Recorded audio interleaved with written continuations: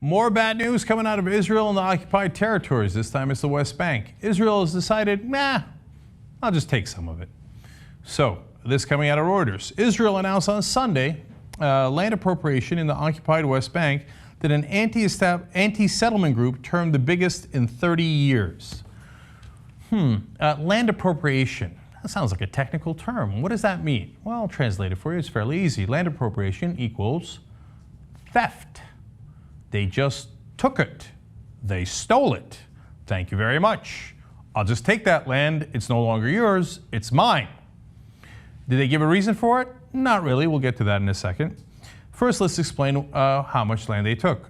Some 400 hectares, or 988 acres, in the Etzion Jewish settlement block near Bethlehem were declared state land on the instructions of the political echelon by the military-run civil administration.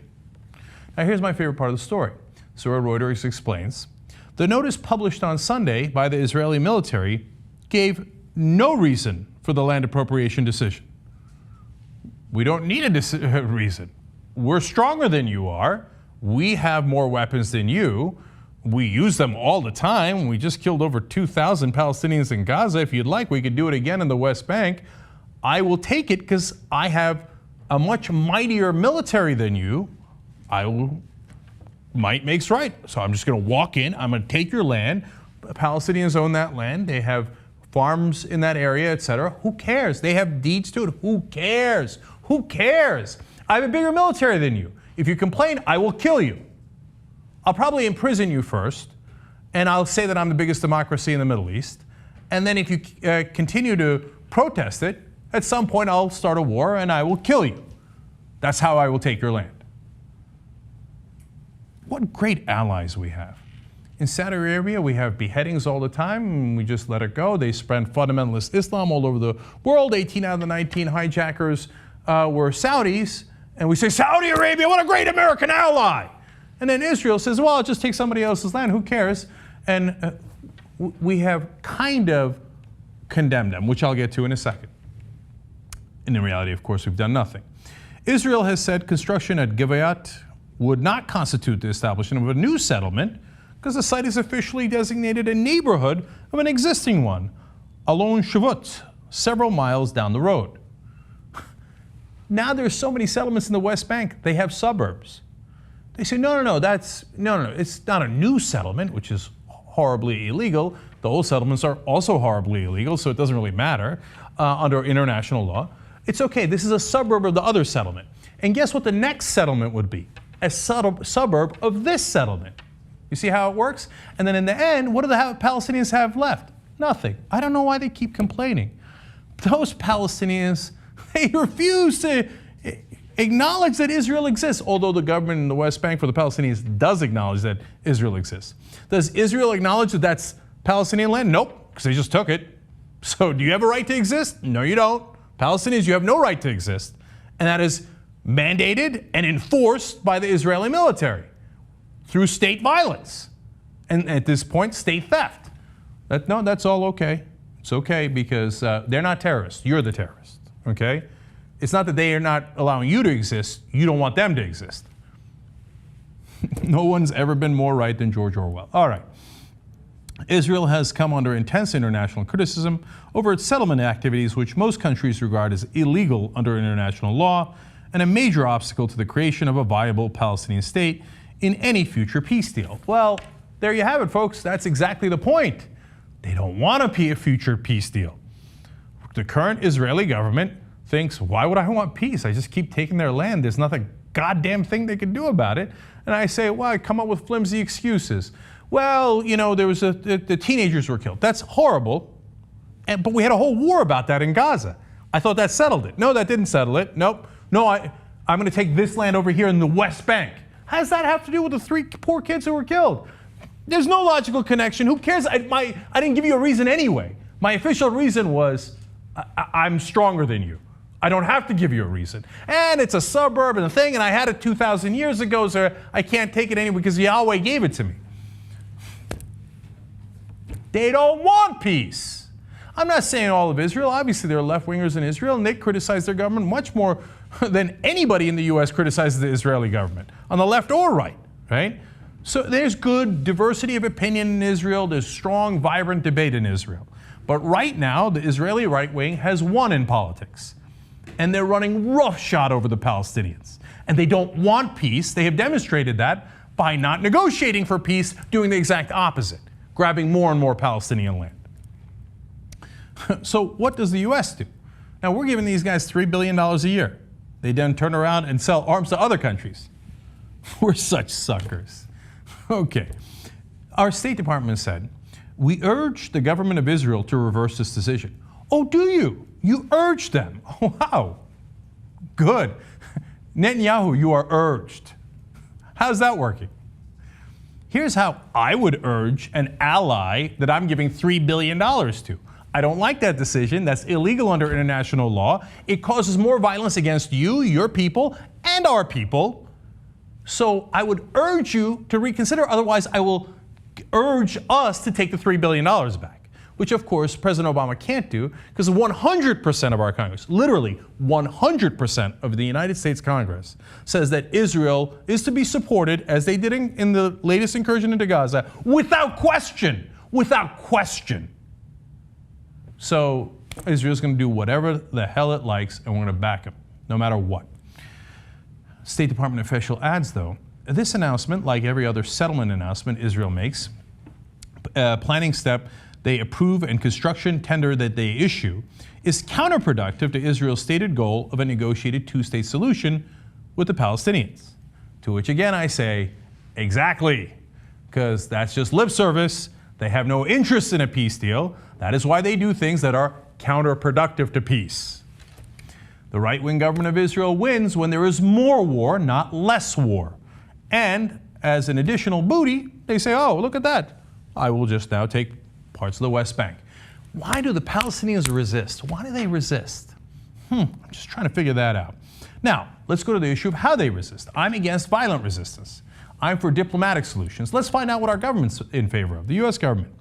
After the collapse of the last round of the U.S. brokered peace talks, U.S. officials cited settlement construction as one of the main reasons for the breakdown, while also faulting the Palestinians for signing a series of international treaties and conventions. How is that for funny?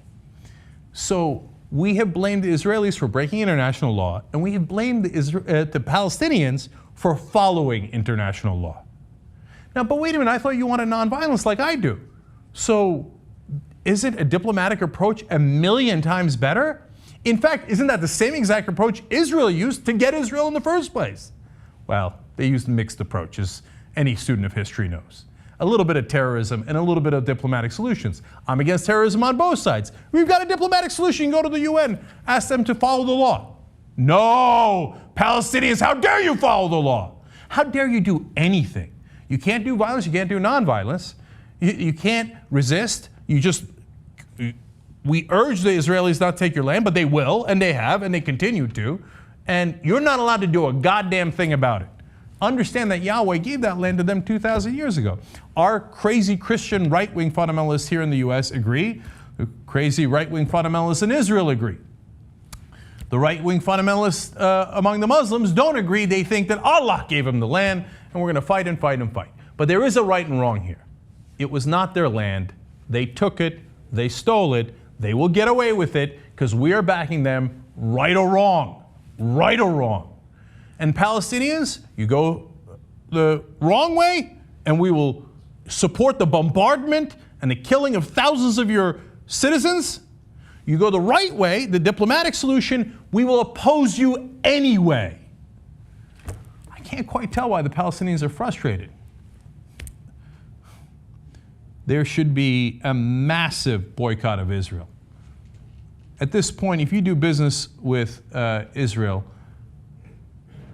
you are helping the occupation to continue to exist.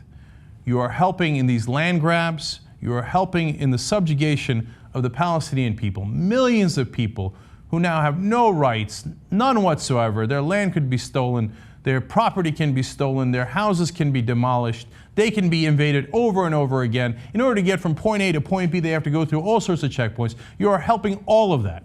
You must do a boycott of Israel. The reason is not because I hate Israel. I want Israel to have peace.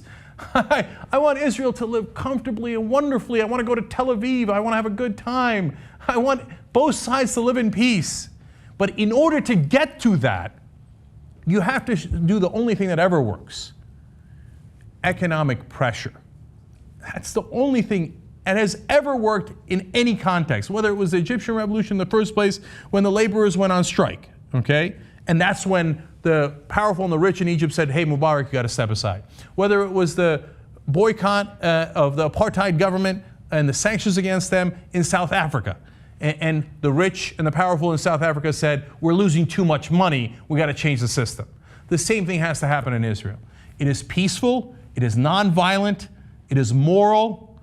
A boycott is the only thing that will work. Everything else, Israel will continue to ignore and take more and more land until they have pretty much all of it. Where the Palestinians will go? The Israeli Supreme Court has weighed in on the issue of Palestinians being evicted from their homes in East Jerusalem in the neighborhood of Sheikh Jarrah. Israeli settlers have been attempting to push them out of their homes in order to take over those properties. But this case in the Israeli Supreme Court has been lagging following the violence that broke out a few months ago. Now, the court has weighed in, and unfortunately, it is not positive. The Israeli Supreme Court offered a deal to 4 of the Palestinian families facing eviction. They could stay in their homes for now if they begin paying rent to a Jewish settlement organization, which claims ownership over the disputed properties. The Palestinian families rejected the deal, insisting they were the legal owners. And by the way, they're not the only ones insisting that they're the legal owners. The international community, with the exception of the United States, also says that they are the legal owners. In fact, the international community argues that pushing these Palestinians out of their homes could amount to a possible war crime. The United Nations has described the planned evictions as a possible war crime. So the families understandably have rejected that offer because the idea of paying rent for a property that you own, especially paying rent to people who don't own that property, is crazy, which is absolutely crazy. So. Okay, so there's a ton of issues here. First of all, if you think, well, maybe it's rational. I mean, some of these guys have deeds from 80 years ago or 120 years ago or so. Let me defeat that in a couple of different ways. One is, well, if you go back 120 years, the Ottoman Empire owned everything. So, okay, now you all owe me rent. You see how absurd that is? Of course it's absurd, right? And so, but now even more to the point here, wait a minute, Palestinians had homes in Israel, in what is now Israel proper, right? And they were driven out in 1948 and through some of the other wars. So if Israel is going to apply this principle uniformly, then they would accept the Palestinian deeds and go, okay, now all these Israelis, you now owe them rent. You owe the Palestinians rent. By the way, you owe them back rent too. And by the way, it's actually their house. Now, are they gonna do that? No, they're not gonna do that. They're only doing it to the Palestinians. That's called bigotry, flat out.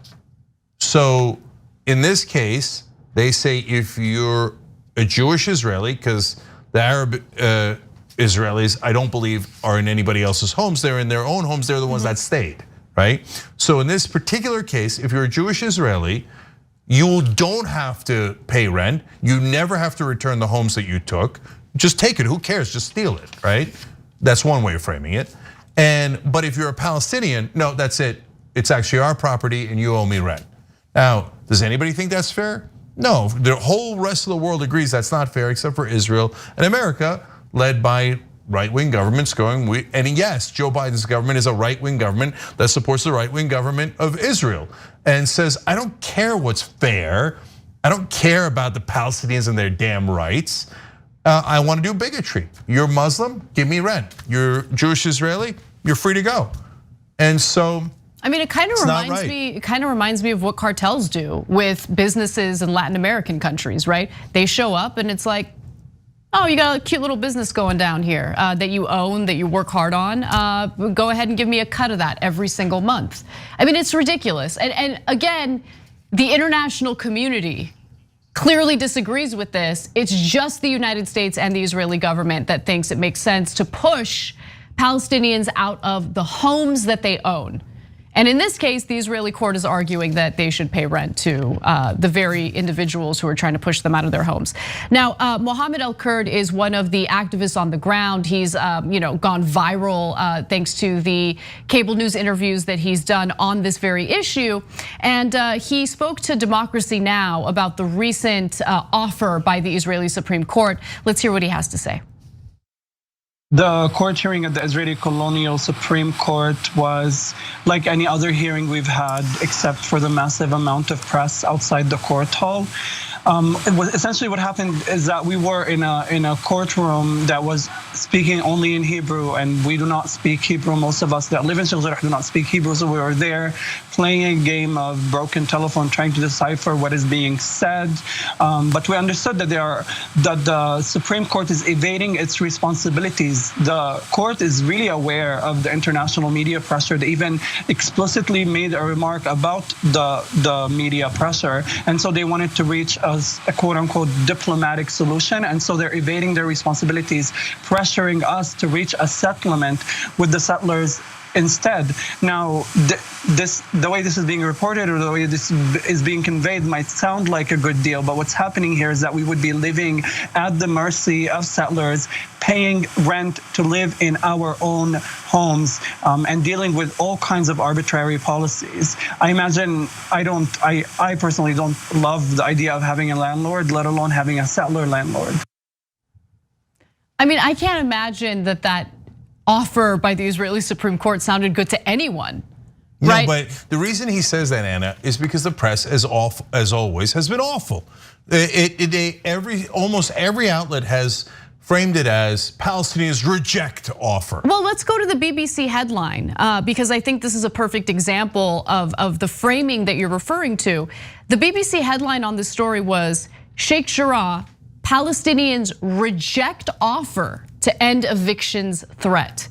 Putting the onus on the Palestinians, right? Like, they're just being unreasonable. They're rejecting this offer, and what could we do? They had to be evicted.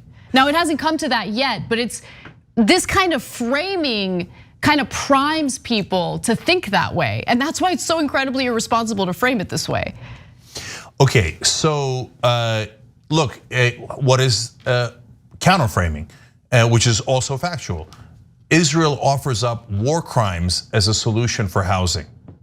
Well, that's true. The international community think it's a war crime to try to take these people's homes or to charge them rent. By the way, another point that should be pointed out there is, yeah, if you're at the mercy of the settlers are the most extreme, and they want to drive these people from East Jerusalem so they can annex East Jerusalem. They care less about the particular house or the rent than they do about the occupation. And so you think they're going to be reasonable about the rent?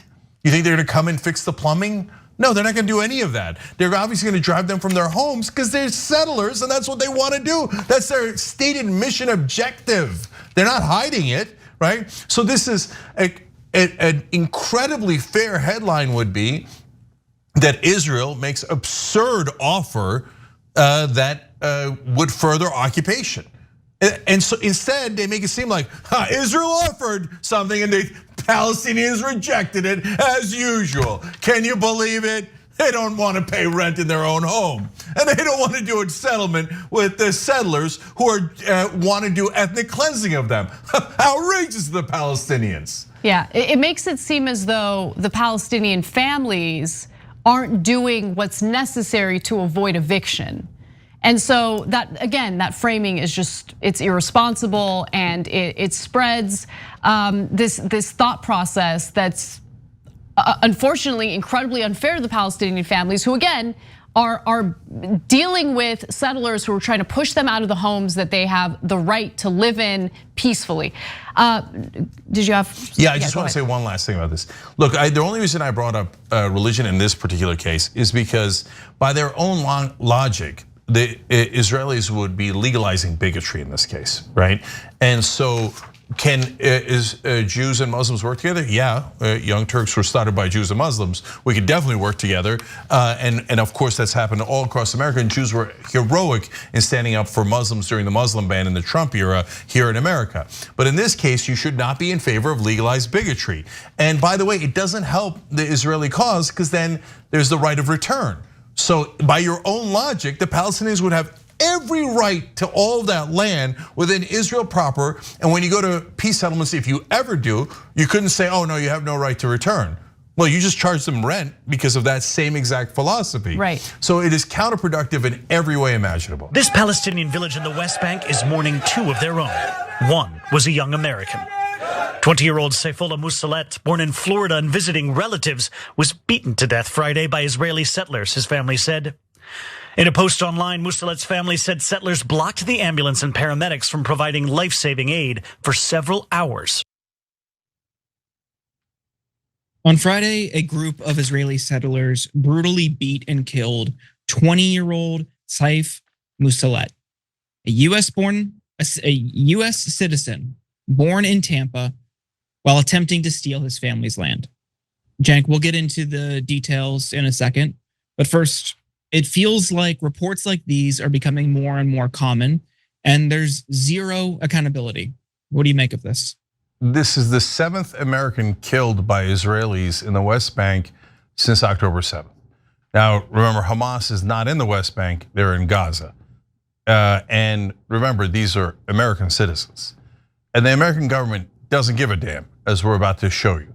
Because the Israeli government is more important than the American government. The Israeli civilians are more important than the American civilians. There's almost never any consequences for this.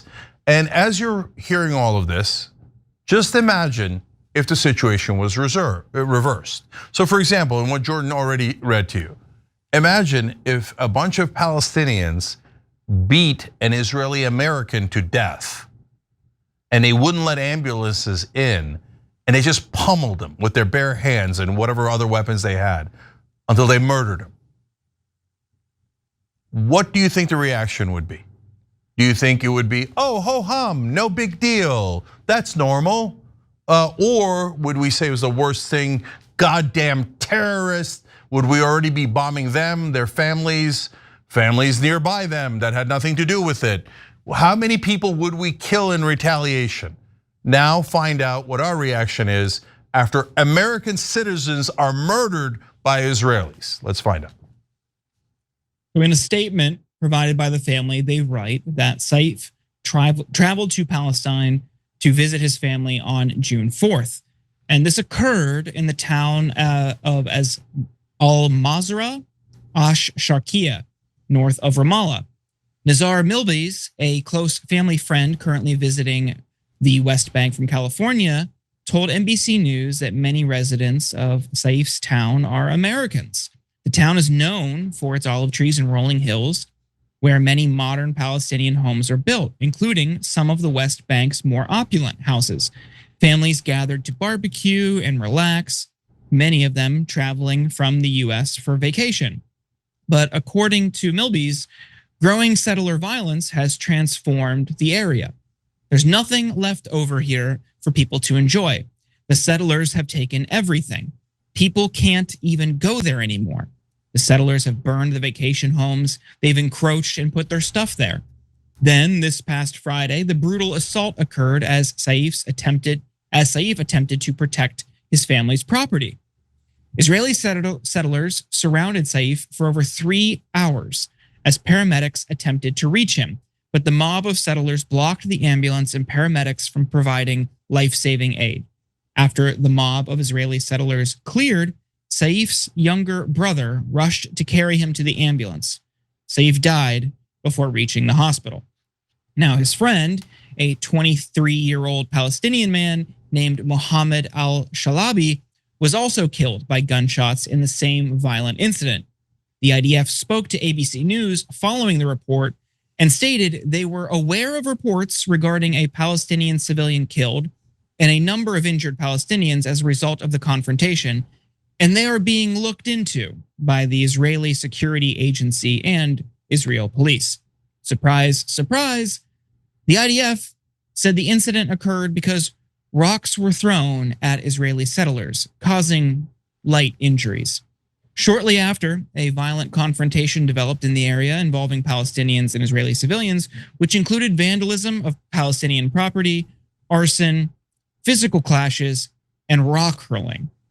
While Saif's family demands the State Department investigate the matter, the State Department hasn't really said much. A spokesperson for the State Department told press outlets it was aware of reports a U.S. citizen has died in the West Bank, but declined to comment further out of respect for the family. Saif's death marks the fifth American to be killed in the West Bank since the conflict between Israel and Hamas began on October 7th.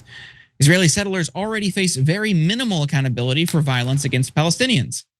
Yesh Din, a Israeli human rights group, said settlers rarely face legal consequences for violence perpetrated against Palestinians.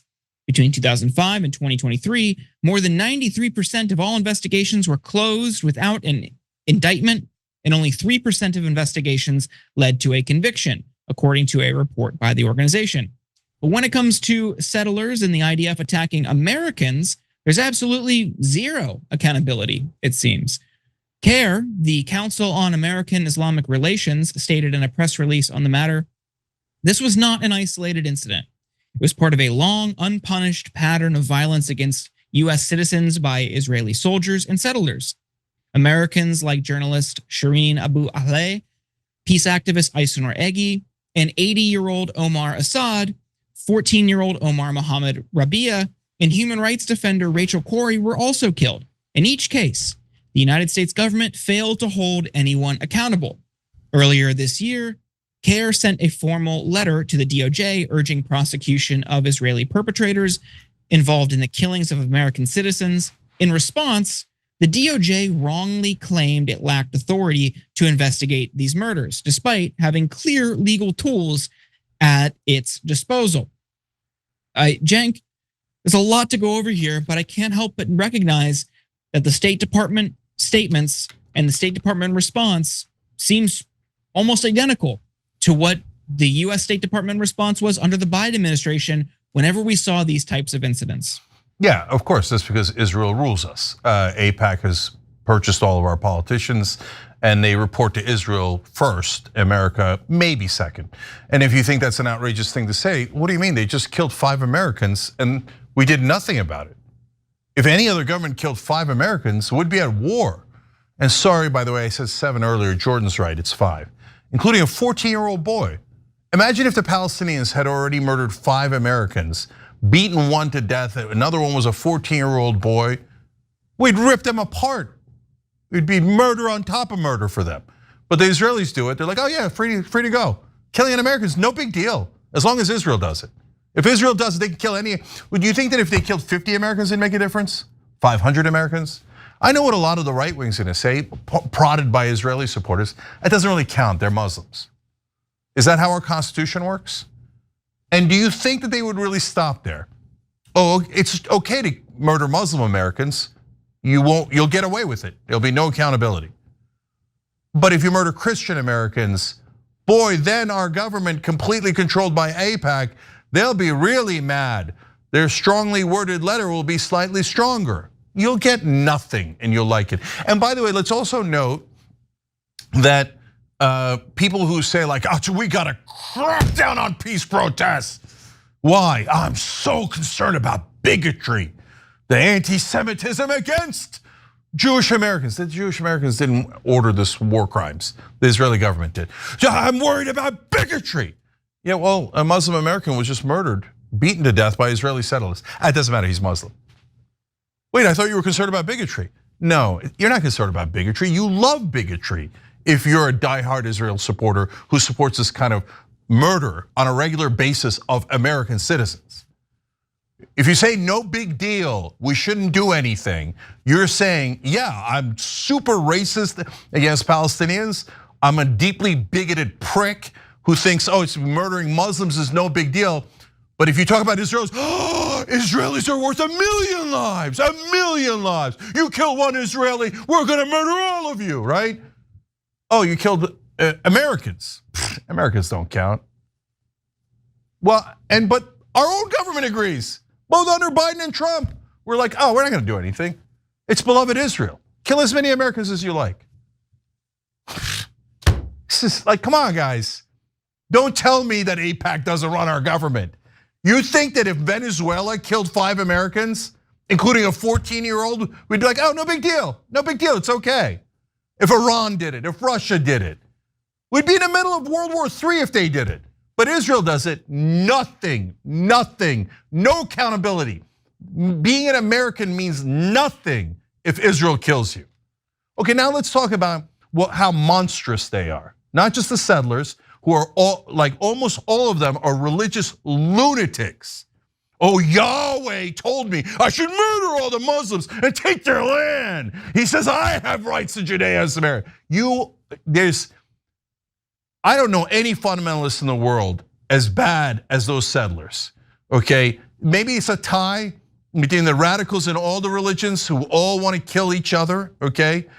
But they're as bad as any fundamentalist in the world. If you think, oh, Muslim fundamentalists are terrible or Hindu fundamentalists are terrible, the Tamil Tigers do suicide bombings, the Palestinians have done terrorism or whatever, but the Israeli settlers who rip people apart with their bare hands, they're lovely. Their religious zealotry is okay because anti-Semite, no. You're the bigots. You're the bigots who say no problem if you murder a Muslim, no problem if you murder an American. If you support this crap, which I'm always gotta pull back and tell you the truth. Almost every politician in America supports, okay? Bernie Sanders and the populist left and the progressives hate this and they fight back. Almost all of the rest of them, all crooks. Do you see an outrage in right now? This just happened. It happened on Friday, today's Monday. Do you see this giant congressional hearings? Israel's feelings were hurt on a Columbia campus, and we had congressional hearings, people arrested, deported, blah, blah, blah, all this madness, right? And Americans murdered, Democrats in Congress, Republicans in Congress, Democratic and Republican presidents, nothing. I mean, they weren't Israelis, so their lives don't really matter. They were just Americans. Okay, so last thing on the morality of it, Jordan.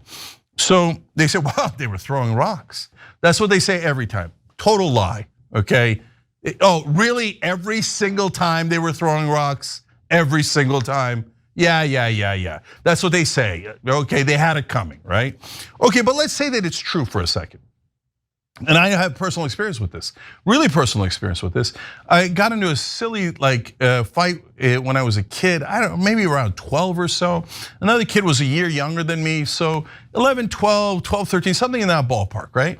And he had hit me, and then I was chasing him, and he got to his own driveway, and it was a gravelly driveway, and he picked up this giant rock from the broken up driveway, and he threw it at me, and he hit me in the head.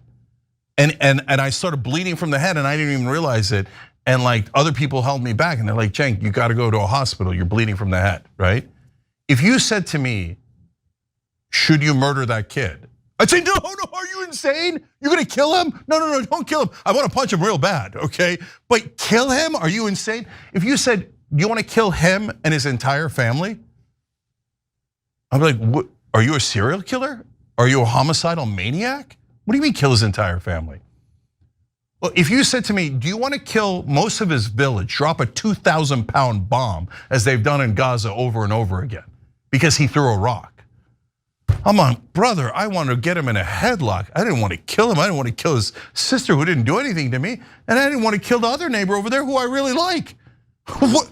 What kind of insane standard is this? But Israel has hypnotized us into thinking that if somebody throws a rock, you should murder everyone in the vicinity. No, that's a deeply immoral position. I don't know anybody more immoral than those settlers in the West Bank. They disgust me. Jordan. Yeah, I think that specifically, I think is an interesting point to zoom in on. Chris Hedges in his book, War is a Force That Gives Us Meaning, published in the mid-2000s, but based on his reporting over what was then the prior few decades, he spent some time in the 90s and early 2000s in Gaza. And just to show people how this isn't, of course, an isolated incident like Cenk is talking about, this happens over and over again. They're always saying, "Oh, rocks were being thrown," but he illustrated even back then, and I'm sure this has been an issue, like the same thing over and over again for the last few decades. Is IDF members would drive up to the fence or along the fence in Gaza, and they would hurl insults, antagonize children in one case that he personally witnessed. And these kids, with nothing at their disposal other than rocks, would throw rocks back because they were angry. They were being taunted by these IDF soldiers. And then he personally witnessed them, in response to these kids throwing rocks, in response to their insults, shooting and killing children in Gaza. And when you hear these things, oh, they're throwing rocks at tanks, know that there's almost certainly something that came before that. And never is, like Cenk is saying, never is murder okay in response to a rock being thrown. And of course, we've seen throughout Gaza and the West Bank much more vicious attacks in response to rock throwing or some sort of dust up. But like, again, this is happening, like Cenk said, this is happening in the West Bank. The settler violence is happening in the West Bank. That's not where October 7th, that's not where Hamas is. So they are using all of this as a pretext for further expansion, further settlement development, and ultimately a genocide. I look forward to the day where everyone will have pretended to have always been against this. 100%. And last thing I'll say is the entire point of the settlers in the West Bank is to steal Arab land. There is no other point. They think that God gave them Judea and Samaria, greater Israel, from the river to the sea, they say, and that it's their land and it's their job to take it from the Palestinians. And if they have to murder them, then they'll murder them to take it because God told them to. It doesn't get any worse than that. And we give them at least $4 billion a year. We've given them over $300 billion already to steal more land and now to kill Americans with no consequences. Enough. We should give them $0. They're one of the worst governments in the world. They aid and abet those terrorist settlers in the West Bank, and now they murder Americans with impunity. We should give them $0. That's exactly what they deserve. Hundreds of Palestinians turned out for the funeral of Sayfullah Musalat on Sunday. The 20-year-old was born in Florida to parents of Palestinian heritage. As we head to the location where Saif's body was retrieved, a white vehicle suddenly appears behind us. We have a group of settlers who are now following us in their vehicle. They've put their masks on as well, which is a concerning indication. At an intersection, the settlers get out and try to pelt our vehicle. You know, every once in a while we come across a story that makes me understand the value of the Second Amendment, and this would be one of them, because Israeli settlers have been raining terror on Palestinians, and in some cases even killing American citizens in the West Bank with impunity. And they're so emboldened that now they're attacking American press that's reporting out of the area.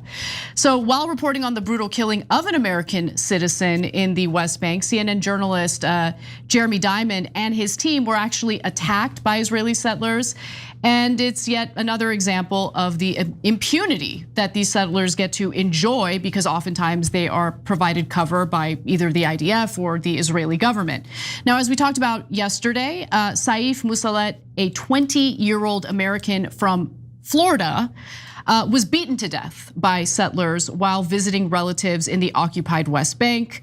And according to the family, a group of settlers blocked an ambulance from reaching him for about 3 hours. Because they're religious fundamentalists. No. They're lunatics. They're terrorists. They Call are. them what they are. They are terrorists. As many as 5 Americans have been killed in the West Bank since October 7th. And our government hasn't done anything about it. Nothing. They keep sending our taxpayer dollars to Israel. They keep sending bombs to Israel. I mean, we keep doing whatever Israel wants, but Israel provides cover for these settlers who have killed American citizens. How are we okay with this? Okay, guys, think about a different country. So imagine Syria had killed 5 different American citizens in 5 different incidents, right? Or China had killed 5 different Americans in 5 different incidents. And they say, yeah, we beat your Americans to death. So what? What are you gonna do about it? And prevented an ambulance from reaching them. Yeah, and we made sure they bled to death after we beat them within an inch of their life, and we wouldn't let the ambulances in. So what? What are you gonna do about it, right? Do you think America would be like, oh, no, we're good. Okay, I'm so sorry, China. Oh, here's $30 billion. Remember, since October 7th, we've given them not just the $4 billion a year, but on top of that, we're sneaking in $500 million into the Pentagon budget that Marjorie Taylor Greene tried to take out the other day. And we've given them $30 billion extra for the genocide. Oh, you guys are slaughtering innocent Palestinians. Oh, and you're murdering Americans too. Here's our gift to you, $30 billion. Imagine China kills 5 Americans and we give them $30 billion. It is inconceivable. If you say that AIPAC doesn't run Washington, you're a moron, okay? Yeah. So like in mainstream media, look, Jeremy Diamond, we've given a lot of credit to. Trey Yingst, we've given a lot of credit to. He's on Fox News. Those 2 have been super brave, doing great reporting. When we see great reporting, we love it and we give credit where credit is due. The rest of mainstream media is a joke. Totally, like you don't notice that these guys are murdering Americans and we're giving them money to do it? You don't notice that the lunatic terrorist settlers keep murdering Palestinians for no reason in the West Bank? Having nothing to do with Gaza. You didn't notice that Gaza is leveled, that they've destroyed all of Gaza and they're trying to move them out, and you're still equivocating and people calling people anti-Semites? You monsters. Like I've said before, I'll say it, call me an anti-Semite, I don't care, okay? Those are our people. Those are Americans who are getting killed by these emboldened terrorists, okay? That enjoy the euphemism of Israeli settlers. No, they're terrorists. Okay, yes, they're religious fundamentalists, they're terrorists, and they are provided cover by the Israeli government. So what does that say about the Israeli government, which we're funding, we're supporting, and we're sending bombs to? Absolutely disgusting. By the way, let's not forget the fact that after October 7th, I can't remember if it was Ben Gvir or Smotrich, but there were images and videos of them passing out assault weapons to settlers, to these terrorists, to further terrorize Palestinians in the West Bank. So when this happened relatively early on in the conflict, I remember I had a debate/discussion. It was a number of hosts. I can't remember what show it was. And one of the hosts, he was a pretty gentle debate. He seemed like a good guy, but he said, you know, I grew up in the settlements. My parents are settlers. Are you saying all settlers are terrorists? Are wrong? And I'm like, yes, yeah, of course I am, right? That's what they because the settlers, the whole point of the settlers is let's go steal Arab land. 100%. Because our God told us 3,000 years ago, we think. It was promised to us. It was promised to us because we're the chosen people. If Arabs said that or Muslims said that, no, Allah promised it to us. That's why we're murdering you and taking your land. Everyone would call them what? Terrorists, right? So I said, yeah, brother, I'm sorry, but that's right. And I said, so what was the ideology you grew up with? And then he admitted, yeah, we were taught to hate the Arabs and that it was our land. And by the way, what's the Israeli propaganda? Oh, we can't let the Palestinians have a state. They were taught to hate us. By you guys, by the way. Yeah, but because you're occupying them. Yeah, I know. You're putting them in concentration camps, okay? But meanwhile, they're taught to hate Arabs to steal their land. Exactly. God damn it, man. They should get nothing. Jesus, wake up, America. So a second man, I should note, who wasn't an American citizen, was also killed by this attack. Mohammed al-Shalabi, 23-year-old, was killed in the same incident. So Jeremy Diamond from CNN, and to your point about media, Cenk, you're right overall. I think the media has been terrified to cover what's happening in the Middle East accurately, with a few exceptions. And I want to give Jeremy Diamond in particular credit because he's done really great reports, on the ground, and this is a good example. Now, Diamond and his team were in the West Bank to cover this story about the American citizen getting slaughtered by these Israeli settlers. And instead, they ended up becoming targets of the same terrorists that we're talking about here. So let's go to the next video and you'll get a sense of what I'm talking about. But we managed to approach a nearby Israeli border police vehicle and the settlers turn around. You got out of the car with the gun or something? No, he's trying to get rocks. Shoot. Everyone okay? Yeah, shoot. Go, drive, keep driving. The masked men smashed the rear windshield of our car, but we managed to speed off unharmed. No. They went down. They turned. It is just a small window into the reality here. If it would have took us 5 more seconds, we all would have been beaten with You these think they would sticks. have beaten us? Yes, sir. But your son was also killed. In January 2024. By a settler. Simply just being there barbecuing. Israeli police tell us that they have opened an investigation into the attack on our team, and they say that they, quote, take such matters extremely seriously. We will be monitoring to see what the outcome of that investigation is, because, Issa, as you know, there has been enormous levels of impunity for these Israeli settlers in the West Bank. I just want to refer back to the comment I made about the Second Amendment and the importance. No. Palestinians are not allowed to defend themselves. They're not allowed to defend themselves. No, only the Israelis can defend themselves by starting wars and by occupying other people's land and by stealing it. That's how they defend themselves. But God forbid, if you try to defend yourself and against an Israeli occupation, you'll get smeared as terrorists from here to eternity by the liars in American media and all of Western media that'll say, how dare the Palestinians resist the Israeli occupation? They should know that the Israelis are the chosen people and they should surrender to them. They're lowly Muslims and they're supposed to be beaten to death.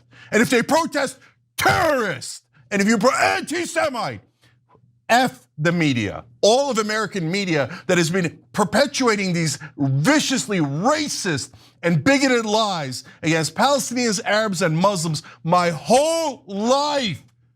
All of you guys are guilty while you chase around mythical anti-Semitism. Oh, they criticized Israel, anti-Semite.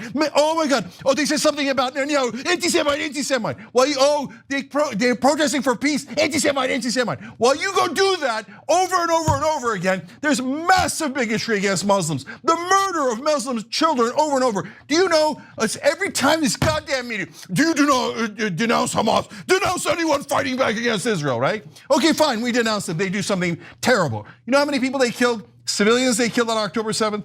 815. That's a big number, that's terrible. You know how many children under the age of 1, babies, Israel has killed since October 7th? 870. More than all the civilians Hamas killed. So if Hamas are the worst terrorists, what does that make Israel? The murderer of babies. Oh, no, you can't say that, anti-Semite, right? No, I don't care. I don't care what you call me. Stop murdering babies. Stop murdering innocent people. All of these innocent people. You killed a stadium full of children, 17,000 children. Yep. Everybody says they care about the children, unless it's Palestinian children, in which case, anti-Semite. You don't care about bigotry. You are bigotry, American media. You are all bigots. With the exception of wonderful people like Jeremy Diamond and Trey Yingst. Yep. By the way, Jeremy Diamond looking real good. Get it, boy. Keep getting it. All right, just adding a little bit of lightness to this terrible story. But of course, the foreign press has weighed in on this, essentially condemning what has happened to Jeremy Diamond and CNN in this attack. By the way, he posted a photo of the shattered back window of the vehicle that they were in, and of course, it was shattered by these terrorists. Now, Jeremy Diamond reported that the American who was just killed by Israeli settlers / terrorists, Saif, his father has come out to share his thoughts and demand justice for his son. Now, do I think that there will be justice for his son? Well, given the 4 other Americans who have been killed in a similar way in the West Bank, no, I don't think that there's gonna be justice. That's unfortunately the situation we're dealing with. But let's hear what he has to say here. We want justice. His father, Kamel, was home in Florida, where he runs an ice cream shop with his son, when he got the call that Saif had been attacked by settlers. You never think that it's your son or anything like that who is this happening to. And then I got word that it was my son. He was hit, he was beaten, he lost conscience, but nobody could get to him.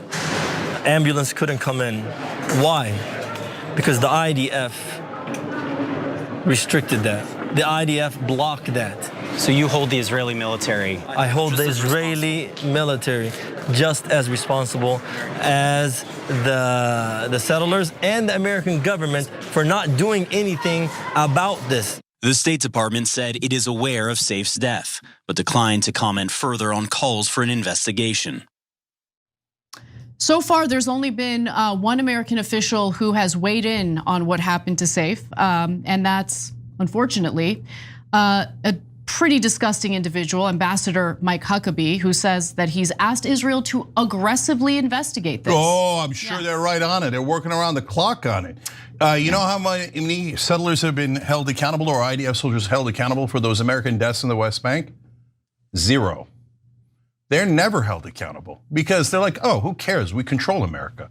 So we can murder their citizens anytime we like. Guys, the IDF literally fired shots at a group of international diplomats as they were visiting Jenin.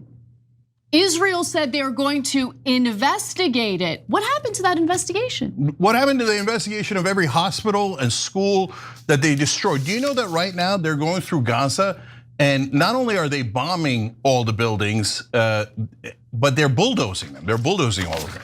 Well, what does bulldozing a home have anything to do with finding Hamas? It's Hamas's fault. Oh, yeah, I'm sure. They use the home as a shield, blah, blah, blah, blah, blah. Okay, I'm so sick of my money being robbed from me by the American government, by the sick American politicians, robbed from me to go pay for the slaughter of those innocent children by a terrorist government of Israel. Yep. You call me anything you like, but I fight genocides, okay? I fight it if it's happening to Jews. I fight it if it's happening to Palestinians. I fight it no matter who it's happening to. And if you're not fighting against this genocide, you're sick. There's something wrong with you. And you're a bigot and you're a racist, okay? So go ahead. Every time somebody calls anybody fighting against this genocide an anti-Semite, I'm gonna call them a racist 1,000 times over. Because they don't give a damn about any life but precious, precious Israeli lives. Oh, those settlers, poor little terrorists, murdering anyone they like. No, I don't give a goddamn about them. Stop sending our money for this murder and slaughter and genocide. Stop sending our money. Israel is literally robbing us. They're robbing us. They robbed you. Every time you go to work, Israel takes a portion of it. Why are we under an obligation to give over $300 billion? Because we might have pedophiles running the government. Yeah, even if that government was saintly, like Norway's a perfectly lovely government. We haven't given them $300 billion because we don't owe them. But we give Israel over $300 billion and they still say, you owe us. No, we don't owe you a goddamn thing. And after this genocide, the world doesn't owe you a single thing. Okay, nothing. You've used up all of your goodwill. It's gone. You are now no longer the victim. You are the villain. You are a worldwide villain, the latest to commit a genocide. And all of you are going to go to a museum. And God help you, Netanyahu, if there's ever an honest American leader. Because then we're going to pull your protection. And I can't wait to see you in the effing Hague. And Ben-Gvir and Smotrich, if those guys are not getting Nuremberg trialed, then we failed as a society.